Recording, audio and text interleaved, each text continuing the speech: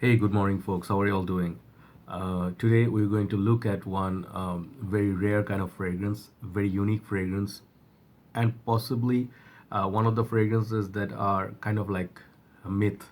I mean, it does exist, but then, mythical kind of fragrance in such a way that this fragrance, when I sniffed it for the first time, I did not understand what I'm sniffing, because it is so complex, okay? And I do not have a full bottle of it. I do have a sample today, 5 ml generous sample. Here you go. And this is actually a gift from one of my dear brothers in community, Mr. Shafi, Shaikat Bhai. He is also a fellow reviewer, and he sent me this one for me to check out and review. Okay, he also has a decant page in Facebook. I'll leave the link below. If you want some samples, you can collect from him.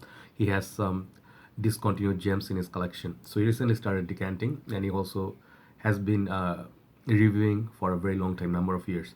So Victor and Rolf, let me tell you frankly, Victor and Rolf, I do not know much about this house. Okay, apart from Spice Bomb, and I also have Flower Bomb. Let me show you.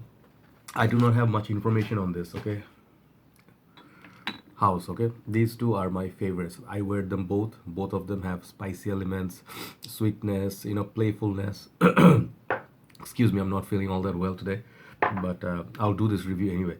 So I have written down my notes because this is a very complex fragrance, as I said, and this is sort of like a modern fougere barbershop kind of fragrance to my nose, even though it's written as oriental spicy fragrance. Okay, why am I calling it barbershop fougere kind of fragrance? I'll let you know in a bit. So this fragrance, another thing is, it was released in 2006, and it used to come in 75 and 125 ml, if I'm not mistaken. So if I'm wrong, please correct me. And this fragrance also won Fifi Award in 2007 for best male niche fragrance, best packaging. So this is written in Fragrantica, but I'm a little bit confused because as far as I know, Victor and Rolf probably is a designer house, but I don't know what category it won the niche fragrance. But anyway, it won Fifi Awards for creativity and stuff like that. So this fragrance, I first tried it in 2016 December when I got here. We had the first meetup of back then we used to call our group Good Smellers Bangladesh, and we had only 4 members. We started up, and then we moved on, and we met so many new members in Bangladesh. So when we had that meetup, we all of us brought some fragrances and announced that I'm gonna be at one restaurant.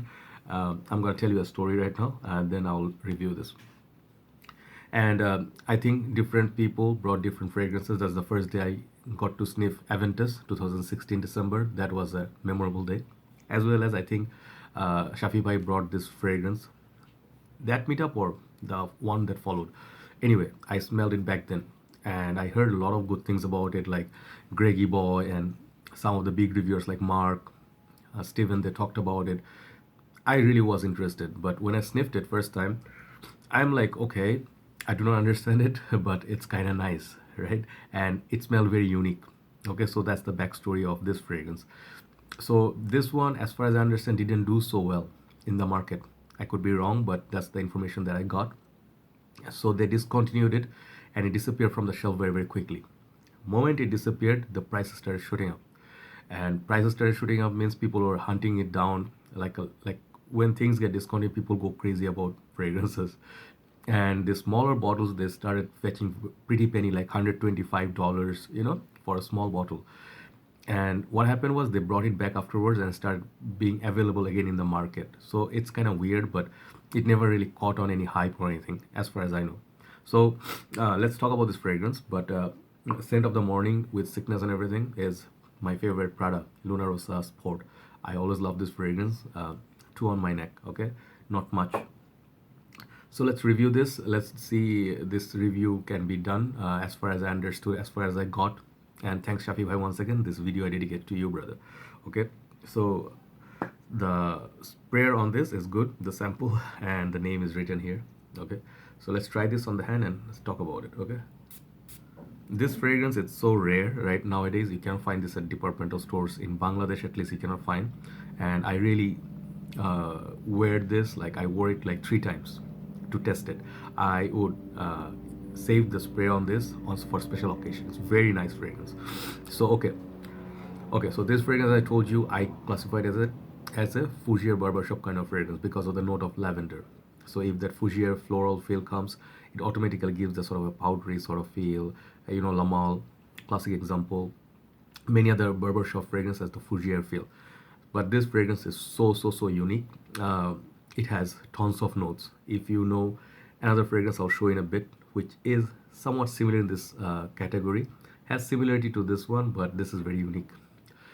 So the top notes, I have written down the notes, but so many notes I didn't take everything. I just got the ones that seem prominent to my nose. In the opening, you get bergamot, mandarin, bittersweet grapefruit, and mint. Okay, those are the prominent notes to my nose. The heart, you get cinnamon, nutmeg, lavender, freesia, violet, African geranium.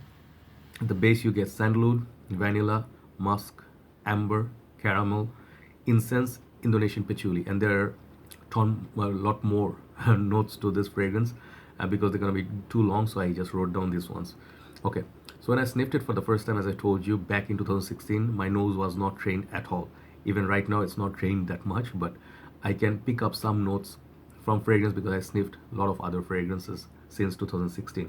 So when I sniff it for the first time, I do get that burst of the citrus. It has that beautiful citrus opening and it has that cooling mint thing. Okay, so it's a minty sort of a grapefruit, very fresh burst of notes. Okay, so when you get that bergamot, mandarin, you can smell all that in the opening, and it's done really well, and it's very beautiful. The juice color, it's kind of mild green. By the way, the packaging is really beautiful in this. The bottle is really pretty. Okay, the opening, yes, the grapefruit, mint, the citruses will give you the idea that it's gonna be like a proper summer fragrance. It could be, okay, but on the dry down, it starts going different direction. To my nose, the cinnamon becomes very prominent. Even I can smell it like right at the backbone, like sort of like Azaro Purom Intense has that nice sort of cinnamon going on. Okay, and then it gets like a little bit boozy, that one, but this one it doesn't get boozy. With that freshness slowly starts disappearing, I think it goes to that next level, that is cinnamon, kind of like nutmeg spices. I think there's also the lavender that starts popping in, but it doesn't get too powdery, but it's sort of like a powdery sort of scent. So I think it's perfect for cool weather.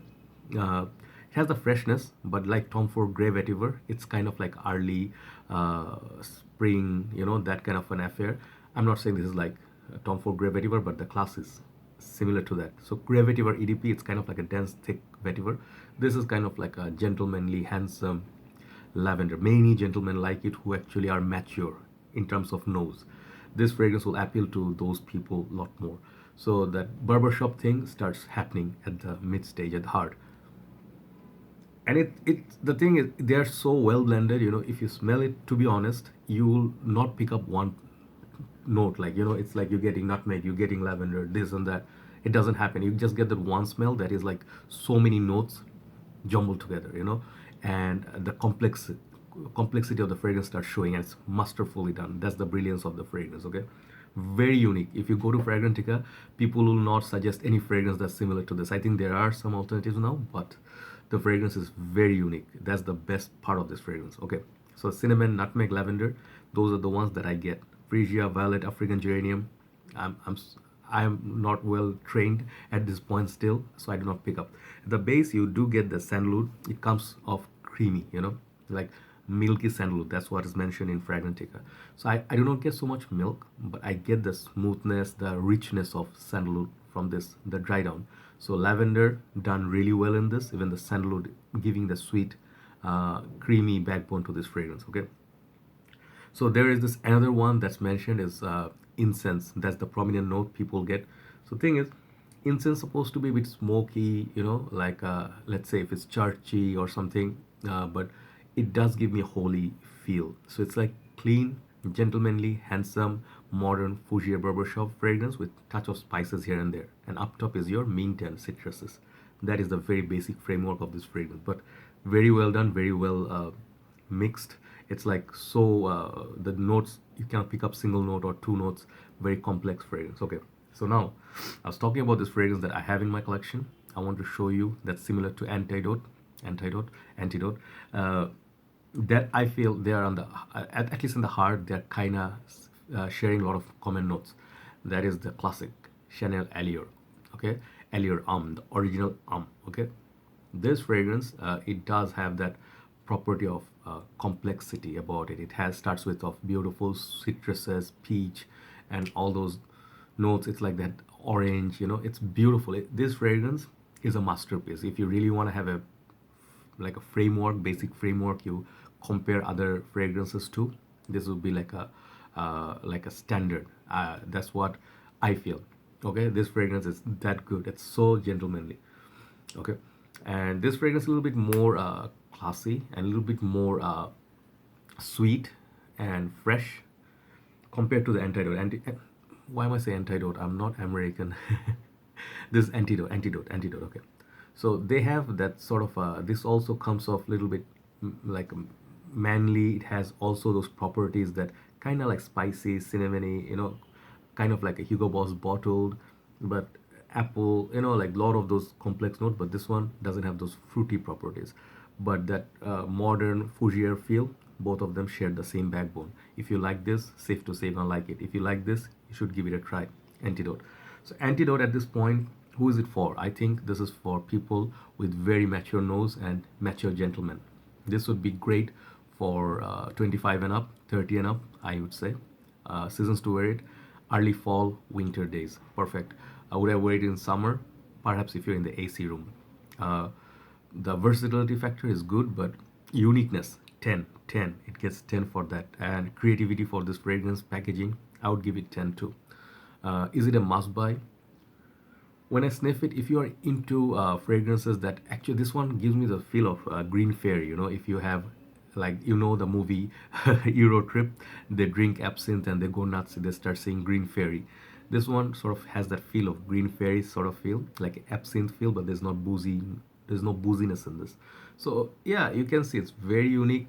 It's very much in the niche side of things. It's not your typical designer fragrance. So I really love about this. And the creativity, perhaps I will not wear this every day, but if you want to be different than other people, it's a great fragrance to have. Is it worth the money? They're asking for 75 mil for $150, whatever they're asking. I think the pricing is a little bit ridiculous on this, because it's unavailable or shortage, in terms of supply. But if money is not an issue, you should definitely get a bottle of it. Okay, this is something you can be proud of. No other people around you will be wearing this fragrance, so that's gonna set you apart from the rest of the crowd. Overall, creativity and uniqueness, 10. Overall, this fragrance, to be honest, seeing many other designer fragrance and using a lot of fragrance, where does it stand? I'll give this 8.5 out of 10. Okay, why not 10? This one really doesn't blow me away. Okay, it's a nice fragrance, it's a great fragrance, but like when I sniff, like, let's say, what can I compare it to? If you compare this to any other popular fragrances like La Nuit de l'Homme, much more playful. In my world, that is a 10. Dior Homme Intense, those are sweet, playful. This one, maybe I need to mature a little bit more to appreciate this fragrance, but I will keep this for a very long time. So I suggest you take a look at this fragrance, Antidote, from Viktor&Rolf. I have to explore some more of the men's fragrances, which I believe they don't have so many of. I want to get the women's one, Bon. That's something I'm eyeing. And that's a review for Antidote for today. If I feel better, I'll do another review today. Everybody have a nice day, and thanks for watching. And thanks, Shafi, once again for providing me with this sample. See you soon. Check out his channel, okay, guys? Bye-bye.